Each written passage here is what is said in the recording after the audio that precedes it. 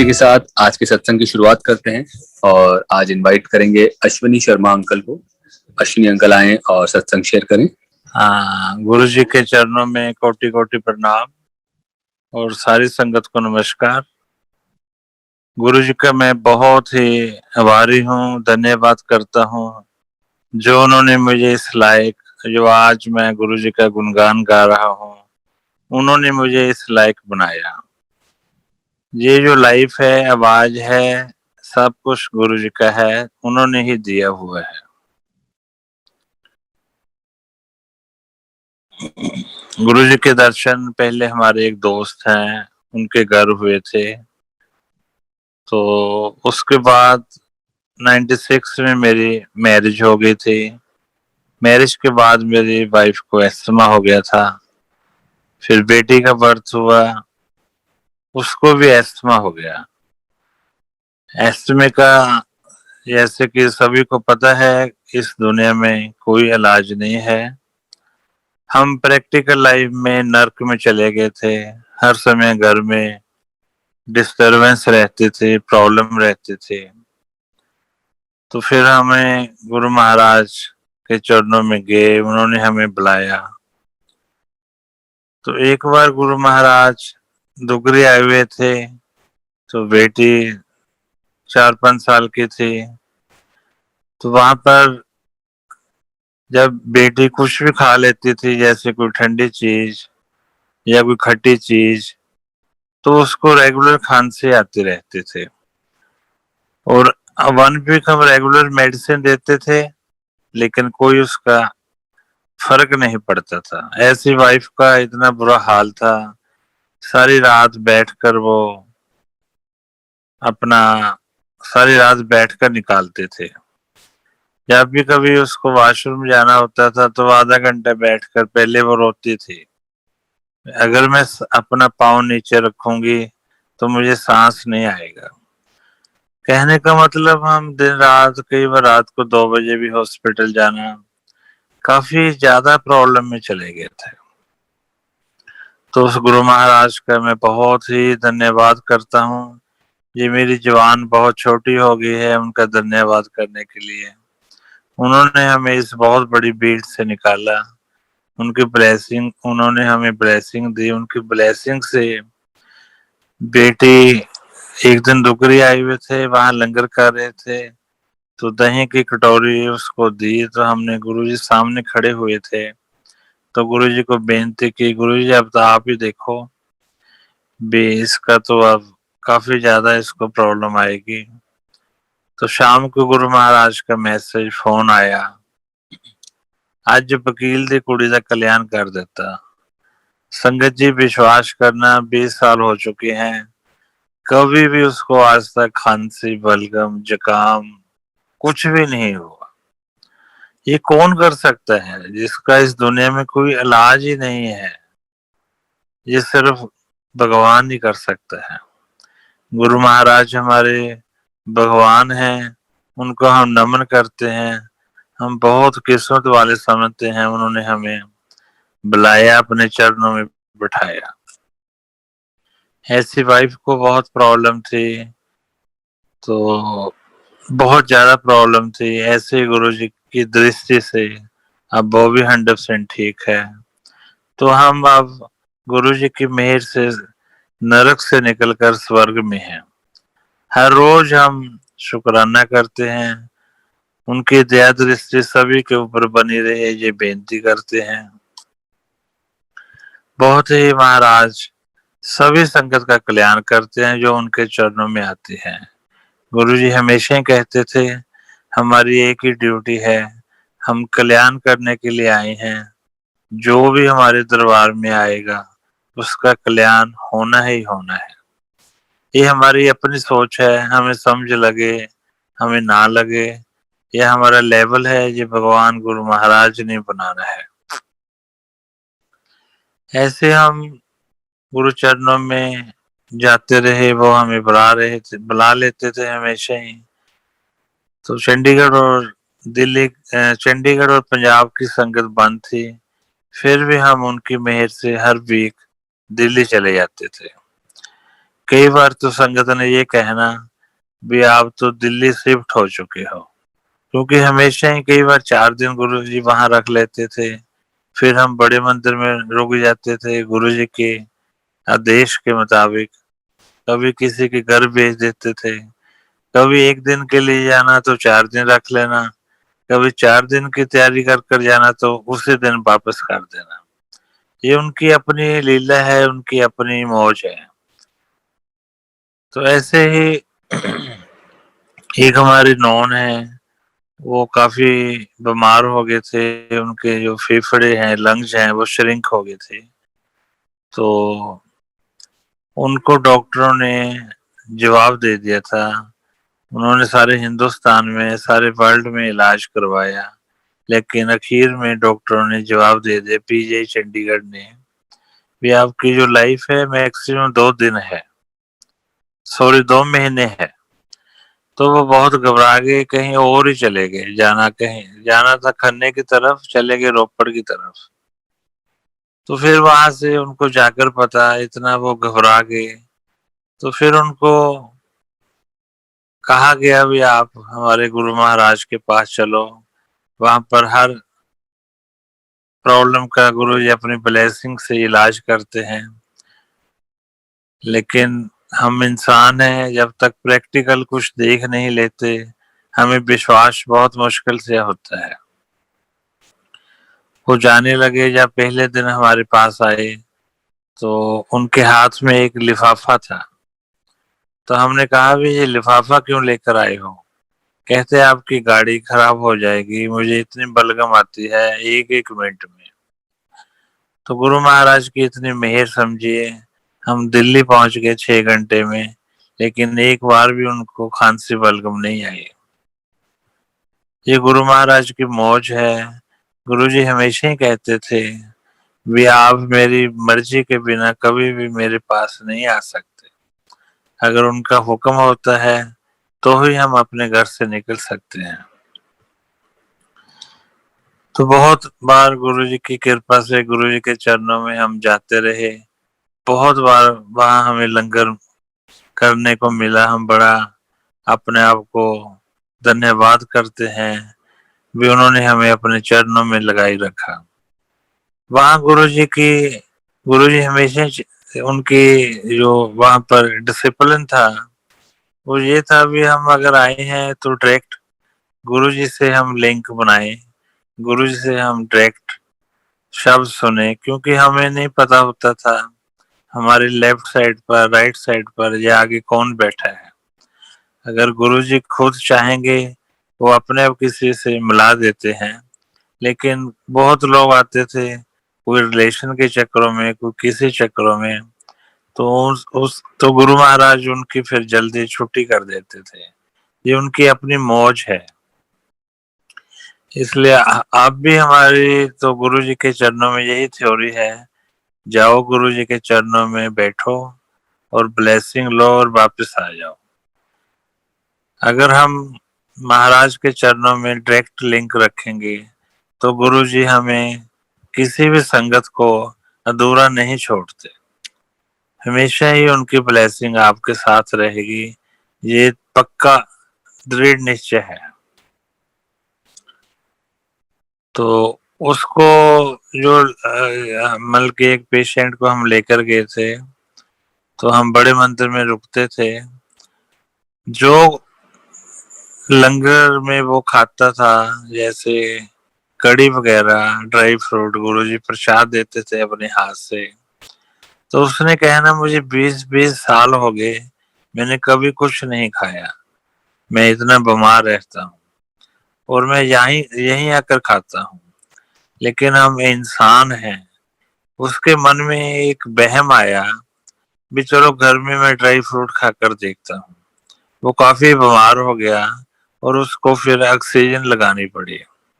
फिर उसको समझ लगी भी जो गुरुजी की वहां प्रसाद मिलता है उसमें पावर होती है, उसमें उनकी ब्लेसिंग होती है।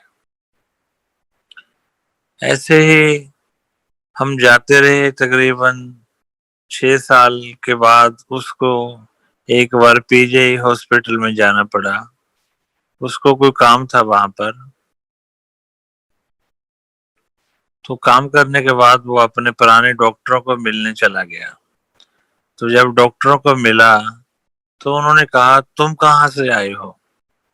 तुम असली हो या भूत हो? तुम अभी तक कैसे जी रहे हो? आपकी लाइफ तो बहुत छोटी थी। तो फिर उसने बताया, हमारे गुरुजी महाराज हैं दिल्ली में, उनकी पावर से, उनकी ब्लेसिंग से मैं जी रहा हूँ। ये हमारे गुरु महाराज हैं, बहुत ही पावरफुल, बहुत ही ब्लेसिंग देते हैं। काफी कुछ महाराज के चरणों में हमें सीखना चाहिए। कभी भी जिंदगी की किसी की बुराई ना करो, उसके अपने कर्म हैं। जो भी वो करता है उसके अपने कर्म हैं। गुरुजी ने मुझे भी कहा था, चौल और चुगली, चावल नहीं खाने और चुगली नहीं करनी। लेकिन ये उनको ही पता है किसको ये मैसेज है, किसके ऊपर ये लागू होता है। ऐसे 2004 में मुझे हार्ट की प्रॉब्लम आ गई थी। तो मैं डीएमसी लुधियाना में ले गए। 4 अगस्त 2004 को मुझे प्रॉब्लम आई थी। तो 7 अगस्त 2004 को मेरे 2 स्टंट डाले गए थे। स्टंट डालने के बाद मुझे इमरजेंसी में ले आए थे। तो वहां मुझे याद है, मैंने कहा था एक स्टाफ नर्स को, तो सामने डॉक्टर साहब खड़े हैं, आप उनको बुलाओ। ये कहने के बाद मेरे आज भी याद है, मेरी आंखें बंद हो गई थी और जो पल्स चलती होती है तो पल्स प्लेन हो गई थी, मतलब मेरी डेथ हो चुकी थी। अब आप संगत जी सोचो, अगर किसी भी इंसान की इस धरती पर डेथ हो जाए तो उसको न्यू लाइफ कौन दे सकता है? ये भगवान ही दे सकता है। गुरु जी हमारे भगवान हैं, महाशिव हैं, बहुत ही ज्यादा उनकी ब्लेसिंग है। अगर एक मेरी रिक्वेस्ट है, जितनी मेरी अपनी समझ है, अगर आपने ब्लेसिंग लेनी है गुरु महाराज के चरणों में, तो हमें अपना मन तन बिल्कुल साफ रखना पड़ेगा और जीरो कैलकुलेशन होनी चाहिए हर बात पर। तो जब मुझे होश आई, मुझे नहीं पता कितनी देर बाद होश आई, तो मेरे पाँव हिले। जब मैंने पाँव हिलाए तो किसी डॉक्टर की मेरे ऊपर निगाह पड़ी। तो डॉक्टरों ने कहा, इसके पाँव हिले हैं। तो धीरे धीरे जैसे कोई कुएं से आवाजें आती हैं, ऐसे मुझे आवाजें आने लगी। तो एक डॉक्टर ने मुझे पूछा, हलाकर आपका नाम क्या है? तो मैंने अपना नाम बताया। तो उन्होंने बताया, पूछा कहाँ से आए हो? तो मैंने बताया। तो उन्होंने आपस में डिस्कशन किया, भी इसका दिमाग तो ठीक काम कर रहा है, आप इसे जल्दी जल्दी ऑपरेशन थिएटर लेकर चलो। ऑपरेशन थिएटर ले गए। तो वहां पर मुझे दोबारा सेटिंग की, जो भी उन्होंने करना था।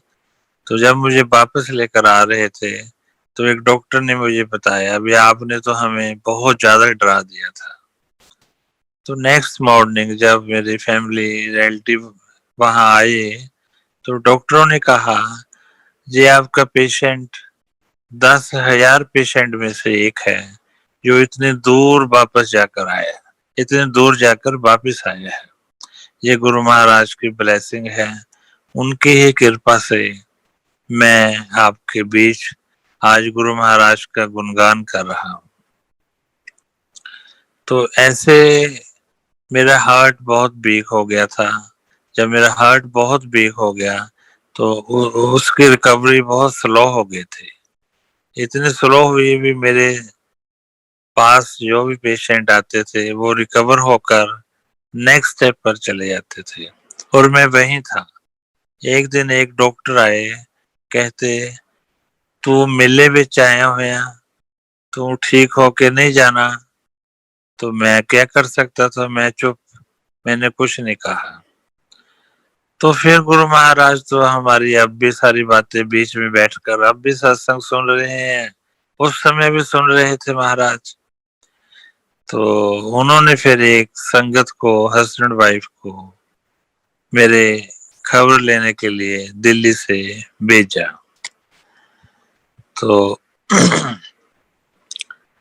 तो उनको ये स्पेशल कहा गया, भी आपने इकट्ठे खबर लेने जाना है, आपने अलग अलग नहीं जाना। जब वो मेरी खबर लेने के लिए आए तो सारी इमरजेंसी फ्रेग्रेंस से भर गई। इतनी फ्रेग्रेंस महाराज की आई भी मेरी रिकवरी बड़ी फास्ट हो गई। आप विश्वास करो संगत जी, जो जो पेशेंट मेरे से आगे स्टेप आगे चले गए थे वो वहीं पर थे, और मेरी एक दिन के बाद फुली रिकवर होकर छुट्टी हो गई। तो ये कैसे हो सकता है, आप अपने आप सोचो। ये मालिक के बिना नहीं हो सकता, ये गुरु जी की ब्लेसिंग के बिना बिल्कुल नहीं हो सकता। हम कुछ भी कह लें। तो मेरा उस समय 22 किलो वेट रिड्यूस हो गया था। तो फिर घर आया मैं, तो आफ्टर 1 वीक मैंने कहा भी मैं तो गुरु महाराज के पास जाना है उनका धन्यवाद करने के लिए। अक्सर गुरु महाराज कहते थे भी बहुत लोग कल्याण करा कर जाते हैं, बहुत लोग पापों की पंडे भर कर लेकर आते हैं, लेकिन कोई थैंक्स करने नहीं आता, कोई शुक्राना करने नहीं आता। तो मैंने कहा भी मैं तो जाना है, पेरेंट्स थोड़े डिस्टर्ब हुए, लेकिन आफ्टर 1 वीक मैं वहां चला गया। पहले हम बड़े मंदिर पहुंचे, डॉक्टर साहब ने मुझे कुछ चीजें खाने से मना किया था 1 ईयर। तो मैं वहां पहुंचा तो वहां एक संगत समोसे, टिक्की, ये सारा कुछ लेकर आए, गोलगप्पे। तो मैं तो महाराज का सारा प्रसाद समझकर उसको खा गया। तो जो मेरे साथ मेरे दोस्त थे वो कहने लगे कि डॉक्टर अगर यहाँ होते वो देख लेते कि आपकी डॉक्टरी कहाँ है। तो फिर हम उसके बाद एम्पायर स्टेट चले गए। एम्पायर स्टेट में हम, दरवाजा लगा हुआ था, बाहर बैठ गए, मेन गेट नहीं खोला था। तो वहां गुरु जी के चरणों में एक संगत सेवा करती थी, वो मेरे पास आए, कहते आप बीमार हो गए थे। मैं कहा हाँ जी। कहते गुरु जी बहुत परेशान रहे। तो गुरु जी ने मुझे कहा हमारा वकील बीमार हो गया है। कहते मैंने कहा नहीं गुरु जी आपको वैसे लग। कहते आपको क्या पता है। कहते 1 घंटा गुरु जी ने सैर की और मुझे सैर उनके साथ भागना पड़ा, इतने तेज सैर की। तो अगर गुरु महाराज इतने भोले हैं, शिव शंकर, अगर वो आपका कल्याण करते हैं तो प्रत्यक्ष आपको दिखा भी देते हैं, ताकि आपके मन में कोई वहम ना रहे। गुरुजी हमेशा ही कहते थे इस दरबार में सारा कुछ बाई चॉइस होता है, बाई चांस कुछ नहीं होता। दरवाजा खुला, हम गुरु चरणों में माथा टेका, गुरुजी का मैंने धन्यवाद किया। गुरुजी आपने मुझे न्यू लाइफ दी है, इसके लिए धन्यवाद। तो गुरु चरणों में एक लेफ्ट हैंड पर आंटी बैठे हुए थे संगत में। तो उन्होंने कहा आंटी सत्संग सुन ले, इत्थे सब दा कल्याण प्रैक्टिकली होता है।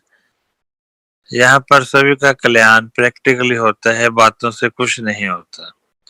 तो मैंने उनको अपना गुरु जी की ब्लेसिंग के बारे में बताया, वो बहुत हैरान हो गए। तो ऐसे गुरु जी के चरणों में हम बहुत गए हैं, बहुत हम आभारी हैं। इस जन्म में तो हम नहीं दे सकते गुरु जी का कुछ धन्यवाद भी नहीं प्रॉपर कर सकते। तो हम रेगुलर महाराज हमें बुला लेते थे, हम जाते थे, बड़े मंदिर में रुक जाते थे, तो शाम को गुरु चरणों में चले जाना। तो ऐसे ही एक दिन मैं गुरु जी के चरणों में बैठा हुआ था, मैं क्या देख रहा हूँ, गुरु जी ने अपना जो स्वरूप है उन्होंने शिव जी भोलेनाथ के रूप में कन्वर्ट कर लिया। तो मैं देख रहा हूँ। तो गुरु जी उठे, मेरे सिर के ऊपर एक होल हुआ, होल के थ्रू वो अंदर आकर बाहर निकले। तो मैं गुरु जी के चरणों में देख रहा हूँ सारा कुछ। तो ये जो मैं सत्संग गुरु जी का गुणगान है, ये लाइट ऑफ डिविनिटी में भी गुरु महाराज ने दर्ज किया हुआ है। तो फिर मैं देख रहा हूँ शिव जी भोलेनाथ, वहां से एक गंगा मैया चली, गंगा मैया मेरी बॉडी के अंदर एंटर करने लगी। तो ये सत्संग मैं आपको शॉर्ट में सुना रहा हूँ।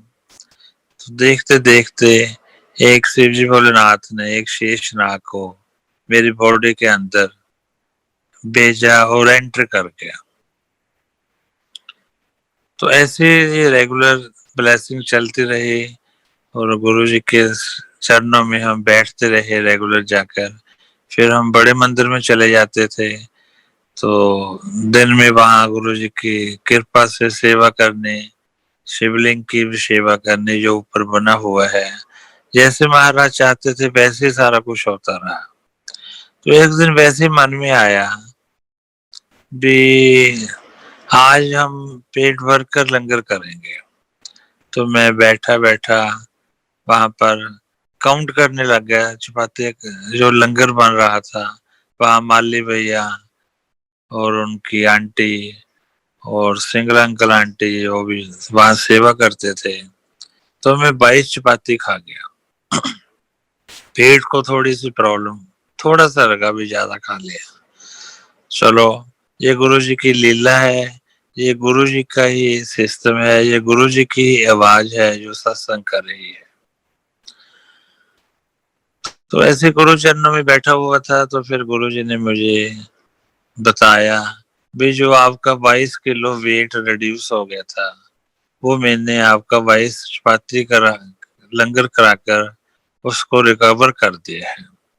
संगत जी, किसी भी इंसान को हार्ट की प्रॉब्लम आ जाए, वो साइकोलॉजिकल ही ठीक नहीं हो सकता। और गुरु जी की इतनी कृपा है, इतनी कृपा है अभी मैं, आप विश्वास करना, कभी डॉक्टर के पास चेकअप नहीं कराने गया। और लाखों किलोमीटर गुरु जी ने मुझे सफर करवा दिया है।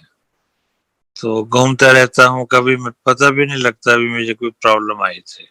इतनी उनकी ब्लेसिंग है, उनकी ब्लेसिंग के बिना मैं बिल्कुल बिग जीरो हूँ। तो ऐसे ही फिर हम जब भी फिर मैं एम्पायर स्टेट जाना गुरु दरबार में, तो जो शेष नाग जी थे वो डांस करने लग जाते थे मेरे अंदर। वो जैसे बहुत खुशी होती है। तो गुरु जी ने कहा था ये शेष नाग हमेशा आपके अंदर रहेंगे। आज भी उनकी मेहर बहुत है, मैं आपको बता ही नहीं सकता।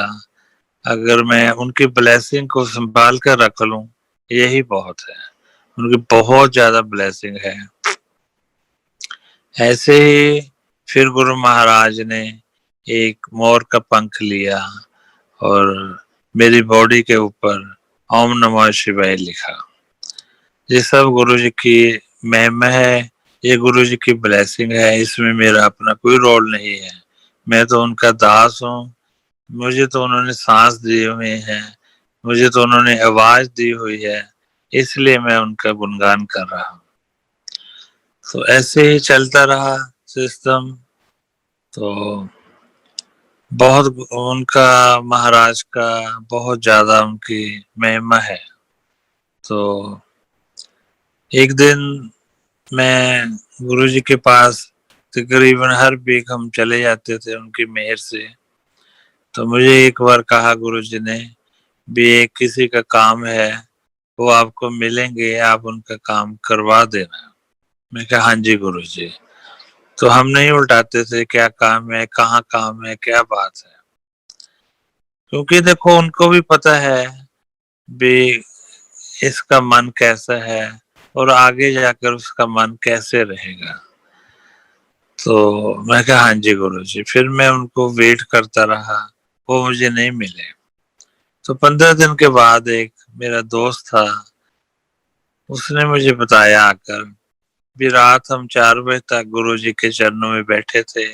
फिर गुरु जी हमें बड़े मंदिर भी ले गए, तो वहां पर कुछ जनरल वगैरह बैठे हुए थे आर्मी के। तो आपकी चर्चा हो रही थी भी आपका काम वो ही करा सकता है। तो नेक्स्ट डे मुझे फिर गुरु जी के चरणों में जाने का मौका मिला। तो गुरु जी ने कहा आपने उनका काम करवाना है। मैं कहा हाँ जी गुरु जी। तो फिर गुरु चरणों फिर वो मुझे मिले, उन्होंने अपनी बात बताई।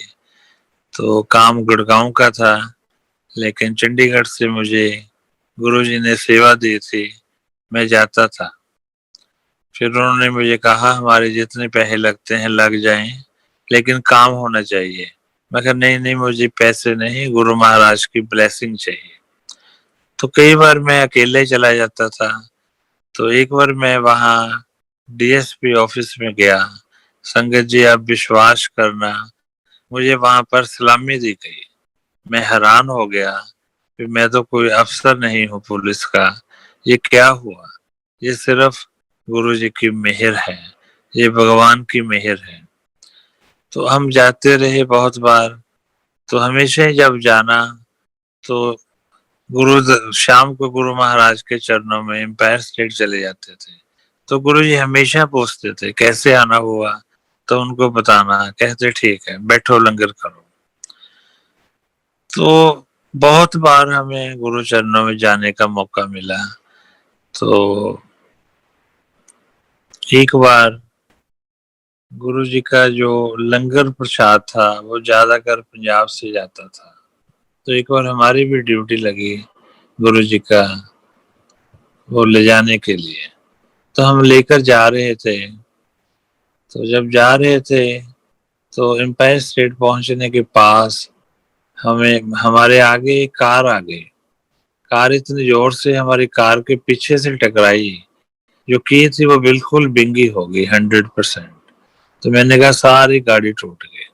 तो जब पीछे निकल कर देखा तो हमारी गाड़ी को पता ही नहीं कुछ लगा भी है या नहीं। ये महाराज की इतनी मेहर है, और जिसकी गाड़ी बड़ी गाड़ी लगी थी वो सारी टूट गई। ये गुरु जी ही कर सकते हैं, इसमें हमारा कोई रोल नहीं है, ये उनकी ब्लेसिंग है, क्योंकि गुरु महाराज का पीछे लंगर पड़ा हुआ था। ऐसे ही गुरु महाराज ने एक बार सुधा आंटी को कहा भी आप इसको पालमपुर घुमा कर लेकर आओ। तो आंटी का फोन आया भी गुरुजी ने आदेश दिया है। तो मैं कहा हाँ जी आंटी। तो हम चले गए पालमपुर। तो पालमपुर आंटी ने हमें बहुत ही ज्यादा रिस्पेक्ट दी, जैसे एक माँ अपने बच्चों को देती है। तो फिर आंटी हमें बैद्यनाथ मंदिर है, प्राचीन बैद्यनाथ मंदिर वहां पर, तो वहां पर ले गए। तो जब मैंने वहां माथा टेका तो गुरु महाराज मेरे सामने व्हाइट पैंट शर्ट में पहने खड़े हुए थे। गुरु जी हर समय हर जगह पर प्रेजेंस है। ये हमारे हमें अपना आपको सरेंडर करने की उनके चरणों में जरूरत है। आपको कुछ भी नहीं पता लगेगा, हमेशा गुरु जी हमेशा ही आपके साथ रहते हैं। आप उनकी हमेशा ही निगरानी में हैं। इसलिए कभी भी जिंदगी में कोई गलत काम नहीं करना जिससे आपका और गुरु महाराज का सिर को झुकना पड़े। गुरु जी से अगर हम बहुत ब्लेसिंग मांगते हैं तो हमारा भी कुछ अपने रूल एंड रेगुलेशन होने चाहिए। हमने भी गुरु जी के बताए हुए रास्तों पर चलना है। तो ऐसे ही एक बार मैं लेटा हुआ था, 2005 की बात है। वाइट कपड़ों में 2 जमदूत मुझे लेने के लिए आ गए। अब देखो किसी का भी कोई जमदूत लेने आ जाए, वो कोई भी इंसान कुछ नहीं कर सकता। तो उन्होंने कहा चलो जी आपका टाइम पूरा हो गया। मैंने क्या कहना था, मैं ठीक है जी आपकी हुक्म। तो उसी समय गुरु महाराज वहां प्रकट हो गए। गुरु जी कहते नहीं, अभी इसका टाइम नहीं हुआ है। तो कहते नहीं नहीं जी हमने तो इसको लेकर जाना है। वो 2 थे वाइट कपड़ों में। तो गुरु जी ने उनको समझाया भी अभी इसने नहीं जाना। तो फिर उन्होंने यही कहा भी हम आपके कारण इनको छोड़कर जा रहे हैं। तो गुरु जी ने कहा अभी इसने बहुत काम करने हैं। तो मैं गुरु चरणों में नाक रगड़कर गुरु जी को बेनती करता हूँ, गुरु जी महाराज, जो मेरी ड्यूटी आपने लगानी है, जो मेरे से आपने काम कराने हैं, मैं आपके लिए ही हूँ, आपका रखा हुआ ही हूँ यहाँ पर। ऐसे गुरु जी हमें पता नहीं लगता कितनी बार कितनी लाइफ दे देते हैं। बहुत बार हमें बड़े मंदिर में गुरु जी ने रखा है, तो बहुत कृपा है। एक बार हमारी ड्यूटी लगी, दुगरे का मंदिर बन रहा था, भी आप मार्बल लेकर आओ। तो हम 4 बंदे गुरु महाराज का मार्बल लेने के लिए गए। तो मार्बल लिया, चॉइस किया। तो सारा कुछ होने के बाद तो मैं साइड पर चला गया, क्योंकि मेरी नेचर गुरुजी ने बनाई है, मैं किसी भी लाइफ में किसी की बात में इंटरफेरेंस या इंटरेस्ट नहीं लेता, क्योंकि मेरा गुरुजी के चरणों के बिना कोई भी कैलकुलेशन नहीं है। तो मुझे मेरे पास आई वो, मैं कहा हाँ जी, कहते आप बात करो पैसे की। मैं क्या आप कर लो, आप 3 हो, कहते नहीं। वो हमें कहते मैंने तो 1 रुपया कम नहीं करना। संगत जी, गुरु जी की मेहर देखो, इसमें मेरा कोई रोल नहीं है। मैं पहले भी कहा है, ये सब गुरु महाराज का ही गुणगान है। तो मैंने उनको कहा भी मैं आपको बेनती करता हूँ, आप रेट ठीक करो, ये हम सेवा करने आए हैं, इसमें हमारा कोई बिजनेस नहीं है। तो उन्होंने मुझे कॉपी और पेन मेरे हाथ में दे दिया, कहते ये पकड़ो, जो रेट आप कहोगे वही लगेगा, इसमें मेरा कोई रोल नहीं है, ये सब गुरु महाराज की ब्लेसिंग है। तो मैंने कहा नहीं, ऐसे नहीं हो सकता, हमने आपको कोई घाटा भी नहीं डालना। वो कहते आप जो लिख दोगे वही होगा। तो जो मेरे से गुरुजी ने लिखवाया, उसने वैसे पैसे कम कर दिए। ये क्या है, ये सिर्फ गुरुजी की ब्लेसिंग है। हमेशा गुरुजी आपके साथ चलते हैं जहां भी आप जाते हो। तो गुरुजी के बहुत ही सत्संग हैं। तो कई बार गुरु महाराज का टेलीफोन भी आता था। तो एक बार बेटे का बर्थ हुआ 2001 में, तो हमने उसका नाम रखना चाहा। तो उसका नाम फाइनल नहीं हो रहा था, क्योंकि मैं तो उसका नाम कबीर ही रखना चाहता था। तो चलो इंटरनेट से भी नाम देखे, तो फिर ये डिसाइड हुआ भी गुरुजी ही उसका नाम रखेंगे। तो हमने गुरु चरणों में जाकर बेनती की। गुरुजी कहते कोई बात नहीं। हर संगत को जो भी वहां रहते थे, मिलते थे, यही लगता था कि गुरुजी ने ज्यादा इंटरेस्ट नहीं लिया बात पर। लेकिन गुरुजी कभी भी बोलते नहीं थे। आज भी आप जो भी मन से दुआ करोगे, रिक्वेस्ट करोगे, वो आपकी सुनवाई वहां तक बिल्कुल जाएगी। बहुत ही गुरु महाराज कोमल हैं, भोले हैं, बहुत जल्दी मान जाते हैं। लेकिन आपकी आत्मा, मन, तन बिल्कुल साफ होना बहुत जरूरी है। तो हम बोल गए, 6 महीने 8 महीने निकल गए, तो हम उसको काका काका कहते रहे। जब हम उसको काका कहते रहे, तो एक दिन क्या हुआ, दिवाली का दिन था, सुबह 8 बजे फोन आ गया भी इसका नाम महक रखा है। तो मैंने कहा ठीक है। तो फैमिली को थोड़ा लगा भाई ये लड़कियों का नाम है। तो मैंने कहा नहीं नहीं, ये महाराज जब भक्ति में बैठे होते हैं, ये तो ऊपर से ही नाम आता है। मैं कहा ये ठीक। तो हम फिर भी इसको काका काका कहते रहे। फिर अब गुरु जी की लीला देखो, जिससे शायद हम संगत को समझ लगे। एम्पायर स्टेट गए हुए थे, हम उसको भूल कर आ गए एम्पायर स्टेट में। वो सो रहा था, मैंने सोचा वाइफ उठाएगी, तो लेकिन वाइफ ने सोचा इनके पास होगा। तो लेकिन हम बोल आए तो जब हम गए तो वाइफ ने कहा काका कहाँ है, वाइफ का नाम गीता है। तो मैंने कहा मुझे क्या पता, वो कहते हैं वही बोल आए। तो हम फिर भागे भागा मैं गया, तो गुरु चरणों में गुरु जी अकेले ही खड़े थे एम्पायर स्टेट में। देर से दरवाजा खोला, कहते हैं हाँ 10। मैं गुरु जी मैं काका बोल गया। तो गुरु जी ने मुझे बहुत जोर से डांट लगाई, क्या काका काका लगा रखी है, जब इसका नाम रख दिया है महक।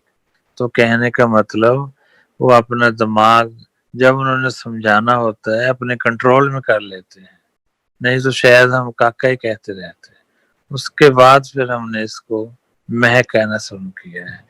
गुरु जी का अपना ही एक ढंग है कल्याण करने का, हर संगत को समझाने का, महसूस करने का। गुरु जी हमारे हमेशा ही अंग संग है, सिर्फ महसूस करना है। ऐसे ही मैं आपको बताता हूँ भी, एक बार हम विशाल अंकल हैं, आशमा आंटी हैं, तो उनका मन था पिछले लॉकडाउन में भी हम सत्संग करें। तो हम दोनों फैमिली ने बैठकर सत्संग किया। तो उन्होंने गुरु महाराज के लिए एक चोला रखा था। तो चोला रखा तो उनका आफ्टर 1 वीक मुझे मैसेज आया, भैया अभी मैंने एक आपको पैकेट देना है। मैं क्या फॉर्मेलिटी ना करो, कहते नहीं गुरु जी का आदेश है, ये गुरु जी ने चोला दिया है। तो मैं आफ्टर 1 वीक अपने पास ही रखा, फिर उसको 1 वीक बाद दिया। रात को 10 बजे के आसपास मैंने कहा, मैं कहा आशमा ने आपको एक ना गुरु जी का चोला भेजा है, देखो मैं कहा गुरु जी का चोला देने का ढंग क्या है, जैसे वो पहले अपने हाथ से देते थे आज कैसे आया है। अब संगत जी विश्वास करना, जब चोला लिफाफे में से निकाला गया तो सारा घर हमारा फ्रेग्रेंस से भर गया। इसको किसी भी बात को आप लाइट ना लो, गुरु चरणों में सब कुछ सच होता है, सब कुछ वो हमारे साथ हैं, हम उनकी निगरानी में हैं। फिर हमने जिस जिसको गुरु जी का देश था उनकी फ्रेग्रेंस दिखाई, सारे ही हैरान हो गए भी ये तो वाकई वही फ्रेग्रेंस है जो गुरु जी की बॉडी से आते थे। आज भी आप अगर गुरु जी को तन मन से दिल से याद करोगे तो गारंटी है वो आपकी हर बात सुनते हैं।